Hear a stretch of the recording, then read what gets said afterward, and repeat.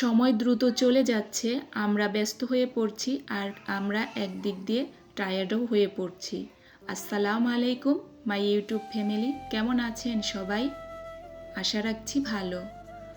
চলে আসলাম নতুন আরেকটি ভিডিও নিয়ে। আমার এই ছোট্ট পরিবারে সবাইকে ওয়েলকাম করছি।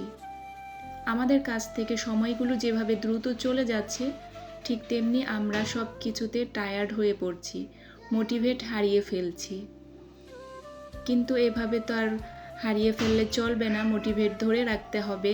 সময় তো সময়ের মতো চলবেই, আমরাও তাদের সাথে তাল মিলিয়ে চলব।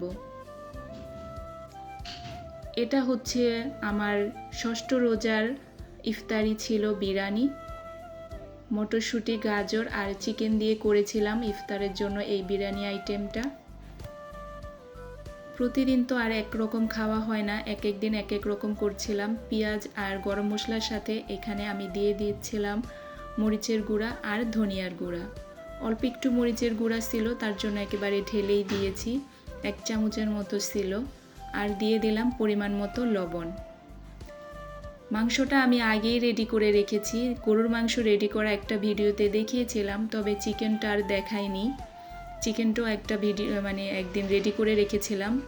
খুব ভালোভাবে মশলাটা কষে আসার পরে উপরে যখন তেল উঠে এসেছে, তারপরে আমি চালগুলো দিয়ে দিলাম। এখন খুব ভালোভাবে চালটা আমি ভাজা ভাজা করে নেব। আমরা তো অনেকভাবেই বিরিয়ানি খাই, তেহেরি খাই, কাচ্চি খাই, তবে এভাবে মটরশুঁটি আর গাজর দিয়ে কে কে খেয়েছেন বা কারা খান অবশ্যই কমেন্টে জানাবেন। আমার মনে হয় মটরশুঁটি দিয়ে অনেকেই খেয়েছেন, তবে গাজর দিয়ে খাননি। এভাবে ছোট ছোট কিউব করে সাথে গাজর দিলে স্বাদটা অন্যরকম আসে, আর বাচ্চাদেরও এই সুযোগে সবজিটা খাওয়ানো হয়ে যায়। তো এখানে আমি পরিমাণ মতো গরম পানি দিয়ে দিলাম, চালের ডবল দেইনি, তার থেকে কম দিয়েছি। আর এখন এই যে গায়ে গায়ে পানিটা লেগে এসেছে, উপর দিয়ে মটরশুঁটি আর গাজর দিয়ে দিচ্ছি। এখনও কিন্তু আমি মাংসটা দেইনি, দিব আর একটু পরে। তো এখন আবার কিছুক্ষণ পরে একটু নাড়া দিয়ে মিশিয়ে নিচ্ছিলাম সবজিটা।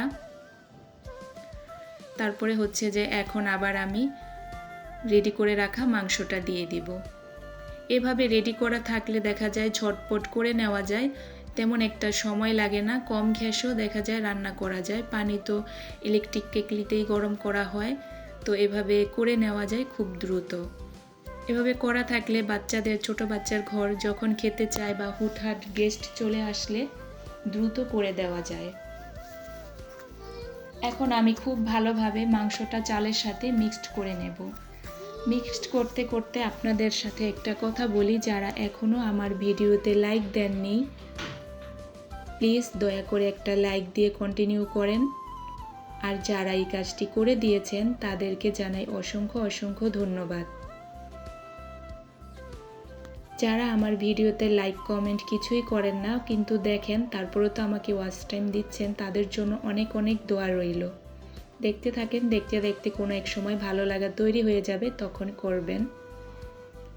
এরপরে আমি উপর দিয়ে ঘি দিয়ে দিচ্ছিলাম, প্রথমে তেলের সাথে আর দেইনি, উপরে পরে দিলে ঘ্রাণটা ভালো আসে ঘিয়ের, তাই পরেই দিয়ে দিলাম। দিয়ে ঢাকনা দিয়ে ঢেকে রাখলাম। এরপরে আরও কিছুক্ষণ আমি ঢেকে রাখবো। এখন কিছুক্ষণ পরে এখন আরেকটা উল্টান দিয়ে, দেখতে পাচ্ছেন কতটা ঝরঝরা হয়েছে।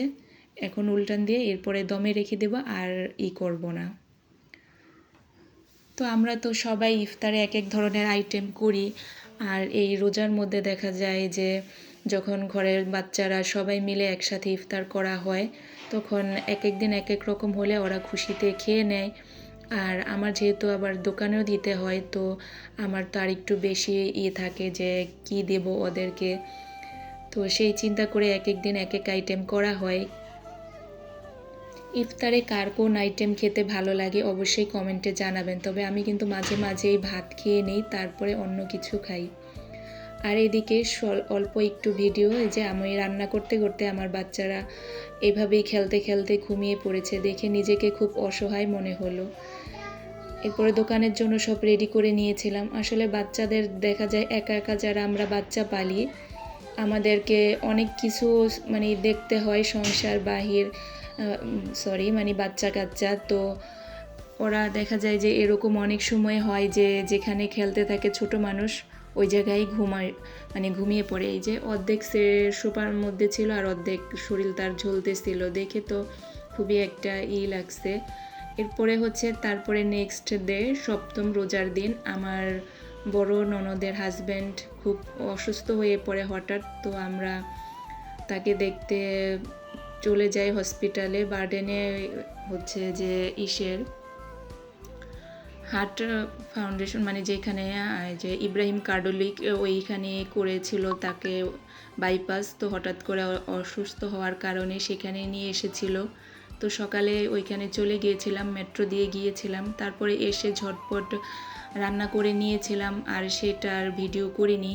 সেদিন সপ্তম রোজায় করেছিলাম হচ্ছে যে বউয়া ভর্তা, আর এই যে ছোটো বেবিকে ভাতও খাওয়াইনি, ওইভাবেই চলে গিয়েছিলাম। ও কলা বিস্কিট টিস্কিট খেয়েছে বাচ্চাদের মানে ভাই বোনদের সাথে। তারপরে এই যে এখানে আমার বউয়াটাও হয়ে গেছে, আস্তে আস্তে 2টা বেজে গেছে। এসে নামাজ, তারপরে ওদের জন্য আরও যে টুকটাক কাজ থাকে সেগুলো করে, আর গ্যাসও সেদিন কমে গিয়েছিল আর ভিডিও করা হয়নি। তারপরে এই যে বাচ্চারা যা দেখে তাই শিখে, তো হঠাৎ করে সে দেখি জায়নামাজ এনে নামাজ পড়া শুরু করেছে। তো আপনাদের সাথে শেয়ার করার জন্য একটু ভিডিও দেখেন। আমরা তো বসে বসে আঙ্গুল গুনি, সে দাঁড়ায় দাঁড়ায় আঙ্গুল মানে বলতেছিল, আসলে তো সে জানে না কি বলতে হয়। তারপরে ওই যে দেখে যে আমি কি করি, সে ওইভাবেই ওগুলো করতেছিল।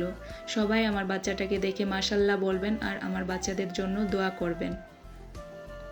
সবার বাচ্চার জন্য অনেক অনেক দোয়া আর ভালোবাসা রইল। আল্লাহ সবার বাচ্চাকে সুস্থ রাখুন, ভালো রাখুন, নেক সন্তান বানিয়ে দিন, তাদের হায়াত বাড়িয়ে দিক, খুব ভালো মানুষ বানাক। এরপরে রাতে কিছু ফল নিয়ে আসা হয়েছিল, রাতে না ইফতার যখন নিতে এসেছিল স্টাফ তখনই নিয়ে এসেছে। তো দেখা যায় যে এখন তো রোজার মধ্যে প্রতিদিন এই ফল দিতে হয় দোকানে, তো এর জন্য করে নিতে হয়।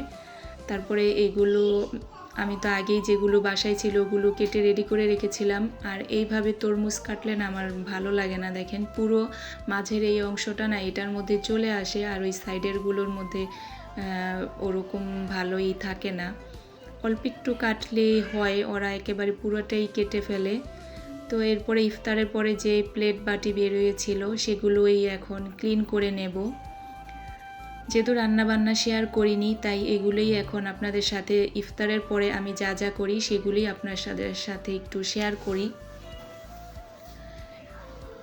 তো এই যে দুধ ভিজিয়ে রেখেছিলাম, দুধটা তো লাগেই সিহারিতে বা এইভাবে যার যখন মন চায় সে ওইভাবেই খায়, তবে বাচ্চাদের হাজব্যান্ড ওদেরকে সিহারিতেই দেই আমি। তো এখন এই যে হাঁড়ি পাতিল যা যা হয়েছিল সবগুলো এখন মেজে ক্লিন করে নেব। আমাদের গৃহিণীদের কাজের কোনো শেষ নেই, আর কাজ রেখে বসে থাকতেও পারি না। কাজ রেখে বসে থাকলে মানে ওটা আরও বেশি অস্বস্তিকর কাজ করে, যে ওইটা রয়ে গেছে বা রেস্ট নেব কি, মাথায় শুধু ওইটাই ঘুরতে থাকে, আমি তো ওই কাজটা করিনি, ওইটা করা হয়নি, ওইটা করতে হবে। তো সেজন্য দেখা যায় যে আগে সব কাজ শেষ করি, তারপরে রেস্ট নিব কি। এরপরে তো এশারের আইজান দিয়ে দেয় আর অনেক পরিমাণের নামাজ থাকে।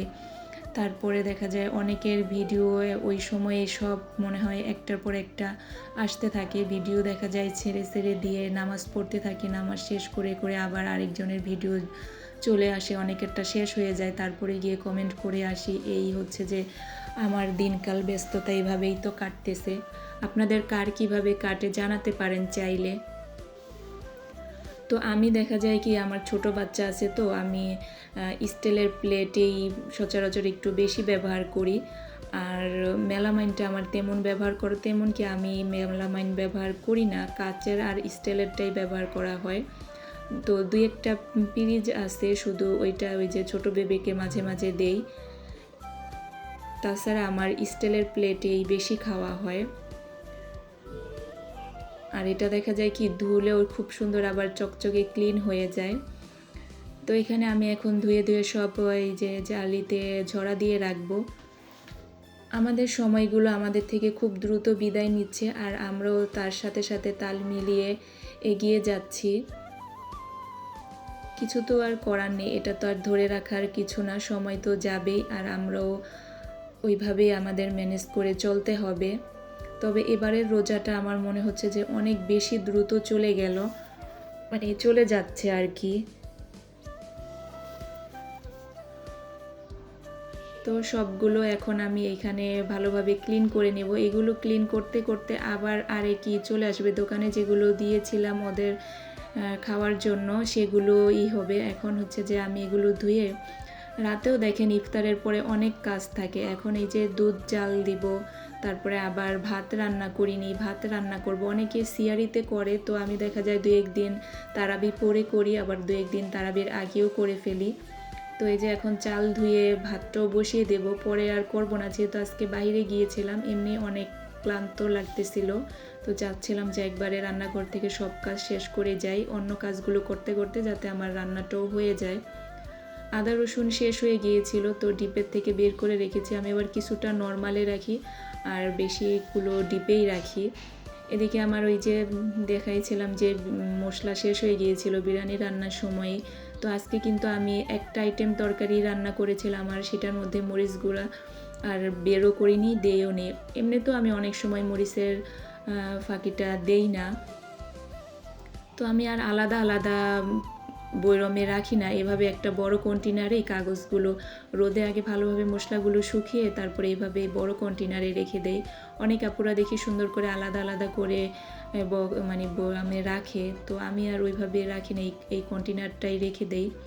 মরিচের গুঁড়া ভরে নিলাম, হলুদের গুঁড়াটা এই যে ভরে নিয়েছি, এখন ধনিয়ার গুঁড়াটা ভরে নেব। আসলে কাজ তো দেখা যায় শেষ হয় না, এরপরে তেলও রিফিল করে নেব। এগুলো রাতে করে রাখলে রান্নার সময় দেখা যায় যে এগুলো নিয়ে আর করতে হয় না, তখন তাড়াহুড়ো করে নেওয়া যায়। তো আমার সবগুলো যা যা মশলা নেওয়া হয়ে গেছে, এখন আমি সবগুলো রেখে দেবো। আর এখানে কিছু আস্ত জিরেও আছে, এটা পরবর্তীতে আমার যখন টালা জিরা শেষ হয়ে যাবে তখন আবার করে নেব।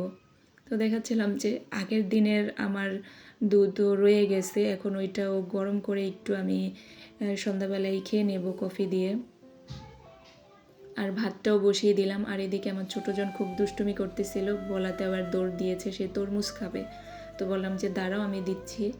তো এই যে শুধু আমি তেলাপিয়া মাছ গাড়ি কচু দিয়ে রান্না করেছিলাম, এই একটা আইটেমই করেছি, কারণ কি সন্ধ্যাবেলা বোয়া ভর্তা খাওয়া হয়েছে আর পরে খাওয়া হবে না, তো একবারে সিহারিতেই খাওয়া হবে।